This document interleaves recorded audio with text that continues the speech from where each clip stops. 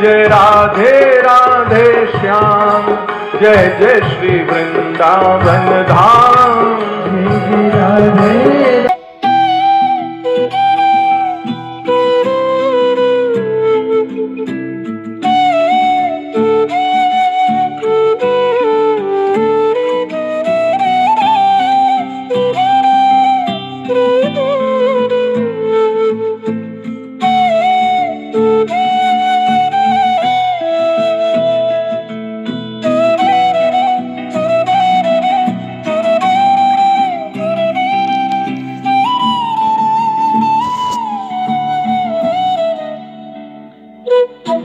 जय श्री कृष्ण, जय श्री राधे।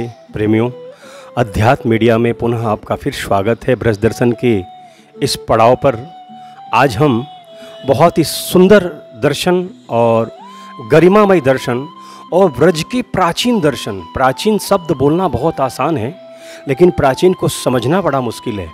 अब हम प्राचीन स्थान पर आए हैं और कितना प्राचीन यह स्थान है, परंपरागत आज भी प्रभावक हमारे साथ आज के इस दर्शन के खास मेहमान हमारे साथ विराजमान हैं श्री श्रद्धे राजेश किशोर गोस्वामी जी महाराज, जो आप यहाँ के शवायत अधिकारी हैं।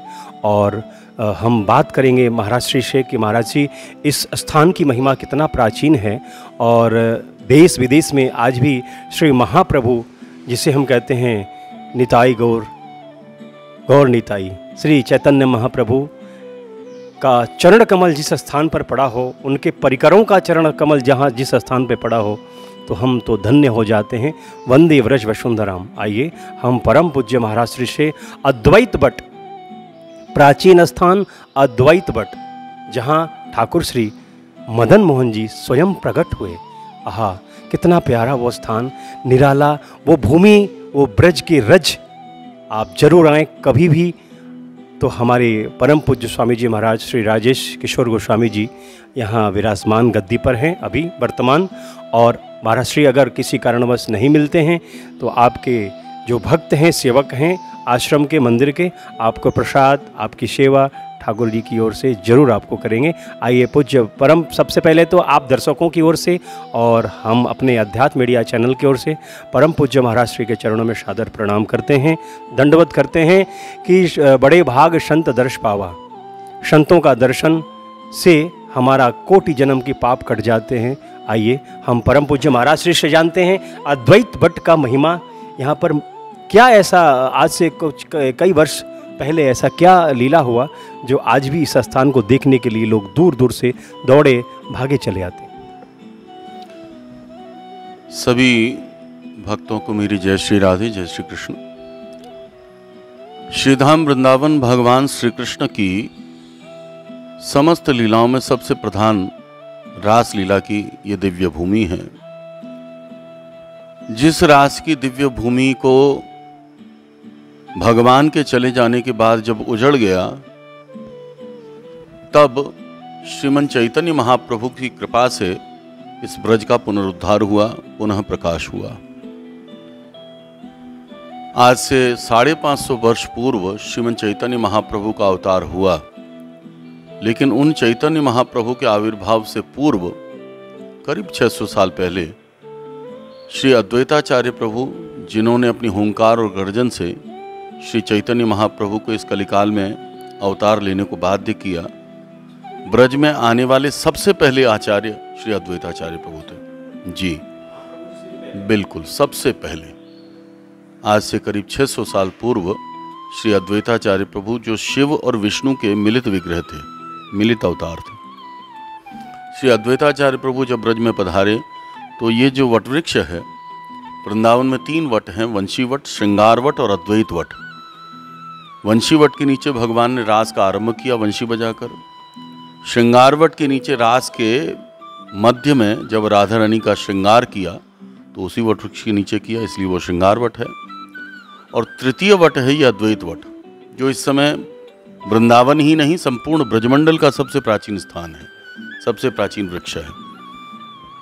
अद्वैत प्रभु ने इसी वट वृक्ष के नीचे आकर साधना की और भगवान श्री कृष्ण के प्रपौत्र वज्रनाभ ने जो अपने हाथों से 3 विग्रह बनाई थी, गोविंद जी, गोपीनाथ जी और मदन मोहन जी, उन्हीं में से एक मदन मोहन जी के श्री विग्रह को यवनों का आक्रमण काल था, सभी भक्तों ने इसी वटवृक्ष के नीचे दबा दिया था।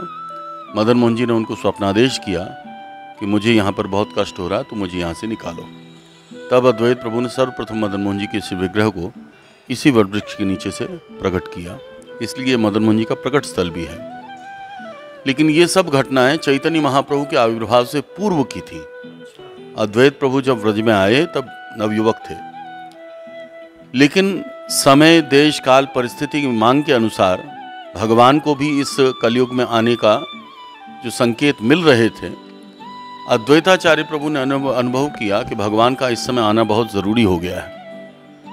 तब अद्वैत प्रभु यहाँ से बंगाल चैतन्य महाप्रभु को अवतार कराने के लिए जाने लगे, लेकिन मदन मोहन जी ने मना किया कि मैं वृंदावन छोड़कर एक पग भी आगे नहीं बढ़ाऊंगा। वृंदावन परित्यज्य पादमेकम न गच्छामि। तो अद्वैत प्रभु बोले, फिर मैं क्या करूं? बोले, आप यमुना स्नान करते समय एक ब्राह्मण से मुलाकात होगी, आप उन्हीं को मुझे सौंप देना। तो मथुरा के एक पुरुषोत्तम चौबे नाम के एक ब्राह्मण थे, उनसे मुलाकात हुई। उन्होंने मदन मोहन जी की श्री विग्रह को उनको सौंप दिया। लेकिन इतने दिन तक मदन मोहन जी के साथ लीला का आनंद लिया, अब अकेले उनकी जाने की इच्छा नहीं थी। मदन मोहन जी समझ गए। अद्वैत प्रभु ने उनको आदेश दिया कि आप सेवा कुंज जाइए। वहाँ भगवान के मथुरा चले जाने पर विशाखा सखी ने भगवान श्री कृष्ण का एक चित्रपट बनाया था, जो राधा रानी को उन्होंने दिया था कि आप इस चित्रपट का दर्शन करके अपनी विरह ज्वाला को कुछ कम करें। शांत तो नहीं हो सकता। वही चित्रपट मदन मोहन जी के कहने पर श्री अद्वैत प्रभु को सेवा कुंज से प्राप्त हुआ, और उसी चित्रपट से वर्तमान में यहाँ पर जो ठाकुर जी हैं श्री राधा मदन गोपाल जी, श्री अद्वैताचार्य प्रभु ने चित्रपट से मदन गोपाल जी को प्रकट किया और स्थापित किया है। जी, यहाँ पर जो ठाकुर जी जिनका दर्शन आप कर रहे हैं, वही मदन गोपाल जी को अद्वैत प्रभु ने विशाखा सखी के बनाए हुए चित्रपट से प्रकट करके स्थापित किया। Advaitacharya Prabhu himself manifested, himself installed and himself served this deity. तो एक दृष्टि से ये गौड़ीय संप्रदाय का उद्गम स्थल है, ओरिजिन प्लेस है, क्योंकि अद्वैत प्रभु ने यहाँ आकर जो साधना की और राधा कृष्ण की युगल कृपा को प्राप्त किया। मदन गोपाल जी की प्रतिष्ठा के बाद में अद्वैत प्रभु बंगाल गए और उन्होंने गंगाजल और तुलसी दल लेकर श्रीमन चैतन्य महाप्रभु का आह्वान किया कि आपको इसी कलयुग में आना पड़ेगा। तब महाप्रभु का अवतार हुआ। एक मिनट के लिए मैं रोकूंगा। इस गंभीर चर्चा में बहुत ही सुंदर एक सब्जेक्ट निकल के ऊपर आया। परम पूज्य हमारे आदरणीय आचार्य हमारे गोस्वामी जी के मुख से इतना सुंदर एक शब्द आया कि आज मेरा भी हृदय गदगद हो गया। मैं क्या बताऊं, मैं वर्णन नहीं कुछ कर सकता हूं। यानी गौड़ीय संप्रदाय का ये उद्गम स्थल महाराज श्री ने बताया है, और ये सत्य है, क्योंकि गौड़ीय संप्रदाय तो चला महाप्रभु जी से, उसके पहले का यह स्थान बहुत विशेष ध्यान देने वाली योग्य है ये बातें, और इसे आप ध्यान से श्रवण करें, क्योंकि संत की वाणी में जो रस होता है, जो आनंद आता है, वो शायद हमें लगता है ठाकुर जी की वाणी में भी हमें नहीं मिलता, क्योंकि मैं भक्तन को दास भगत मेरो मुकुटमणि। सभी भक्तों को यहाँ पर आकर एक विशेष अनुभूति होती है, क्योंकि देखिए भगवान की चारों चीज़ें नित्य हैं, नाम, रूप, लीला और धाम। धाम की नित्यता कहीं समाप्त नहीं होती है। तो आज भी जिन भक्तों ने इन स्थानों के, इन प्राचीन स्थानों के दर्शन किए हैं, इन स्थानों का दर्शन करने से उन समस्त पूर्वाचार्यों की कृपा उनको साक्षात रूप से मिलती है। इस अद्वैत वट का ऐसा दिव्य महात्म्य भक्ति रत्नाकर में मिलता है कि जो एक बार भी इस भक्त का, इस स्थान का दर्शन करेगा, इस वट वृक्ष का दर्शन करेगा, उसका पुनर्जन्म नहीं होता है। उसका यह जन्म लेने के बाद संपूर्ण मृत्यु लोक में आना ही नहीं पड़ेगा। यह स्थान तो आपके बताए हुए बातों से ऐसा लग रहा है श्रवण करने में कि यह स्थान तो हम ये नहीं कहेंगे, क्योंकि ठाकुर बांके बिहारी मदन मोहन जी ये तो कृष्ण का लीला भूमि है, तो ठाकुर कृष्ण ही हैं। लेकिन अगर देखा जाए तो ये तो हमारे श्री बांके बिहारी जी का जो मंदिर है, इससे भी कई वर्ष प्राचीन यह स्थान, ब्रज का ये सबसे प्राचीन स्थान है। बांके बिहारी जी का इतिहास, बांके बिहारी मंदिर का इतिहास 150 साल पुराना है, जबकि इस स्थान का इतिहास 600 साल पुराना है। ब्रज में, वृंदावन में सबसे पहले अद्वैताचार्य प्रभु आए और उन्होंने आकर इस वटवृक्ष के नीचे साधना की। ये उस समय की लीला स्थली है। इस दृष्टिकोण से इस स्थान का महत्व ब्रज में सबसे प्राचीनतम ही माना जाता है।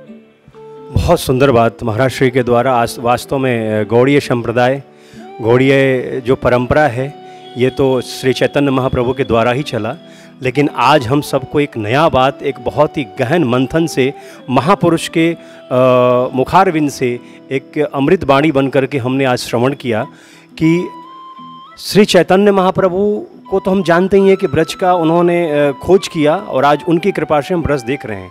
लेकिन नहीं, यहाँ ये समझना पड़ेगा, अद्वैताचार्य महाप्रभु जी, अद्वैताचार्य महाराज जी का बहुत बड़ी कृपा है कि जिनकी कृपा से आज हम ब्रज देख रहे हैं, और उन्होंने ही श्री चैतन्य महाप्रभु को प्रकट करने के लिए वाद्य भी किया था। तो हम बहुत सुंदर दर्शन करा रहे हैं। अध्यात्म मीडिया चैनल निरंतर प्राचीन ब्रज दर्शन की खोज करके गांव-गांव ब्रजवासी वल्लभ सदा मेरो जीवन प्राण, इन्हें न तनिक विचारियों नंद बाबा को आन।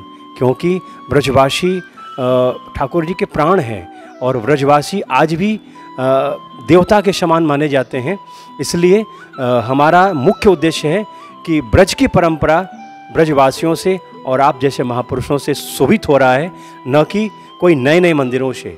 मैं बार बार खंडन करना चाहूँगा, ब्रज की परंपरा इन प्राचीन स्थानों से हैं। आप जब भी ब्रज में आएँ तो यह स्थान मैं एक बार और आपको बताना चाहूँगा कि आप कभी भी वृंदावन आते हैं तो बांके बिहारी जी का दर्शन निश्चित करते हैं, और बांके बिहारी जी का दर्शन करते हैं तो वहाँ जरूर आप पूछेंगे कि हमें अद्वैत भट जाना है, और अद्वैत भट जाने के लिए आपको एक छोटा सा बच्चा भी बता देगा कि अद्वैत भट बगल में है, यहाँ आएँ। और महाराज श्री ने कहा है कि कोटि जन्म का पुनर्जन्म नहीं होता है, तो हम सभी का यही चाहत है कि पुनर्जन्म हमें न मिले, हमें ठाकुर जी के चरणों का शरणागत मिले। और हम अद्वैत भट से आपको दर्शन करा रहे हैं। प्राचीन ब्रज दर्शन में आपका पुनः स्वागत, अभिनंदन।